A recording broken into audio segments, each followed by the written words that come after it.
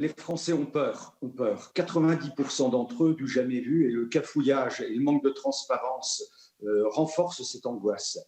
Les Français veulent se protéger d'abord avec des masques, comme cette mamie de 82 ans qui m'envoyait hier un message touchant. Même l'Académie de médecine l'a rappelé hier.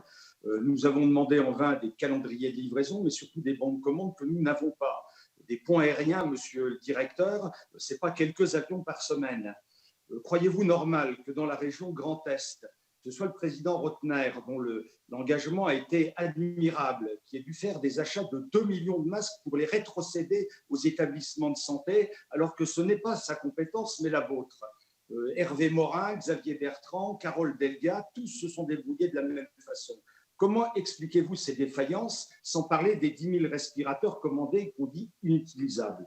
Les Français ont peur, mais ils ont peur aussi du 11 mai et du déconfinement. Ma collègue Frédéric Dumas me le rappelait il y a encore quelques minutes au téléphone, parce qu'ils veulent savoir comment sont prises les décisions, comment l'État a décidé de la date du déconfinement, et surtout de ses modalités et avec qui. La semaine dernière, après les annonces du président Macron, nous semblions comprendre dans cette mission d'information que le Conseil scientifique n'était pas tout à fait sur la même ligne.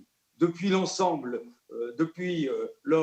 des membres du gouvernement se rangent sur la date du 11 mai. Et évidemment, grande classique en France, consulte, mais consulte après. On apprend que le ministre de l'Éducation nationale va ouvrir des écoles dans le cadre d'un calendrier précis, mais qui n'est pas discuté. Et que ce même ministère attendrait encore les règles de protection du Conseil scientifique pour les transmettre aux enseignants, également aux collectivités. Mais qu'est-ce que c'est que ce bazar?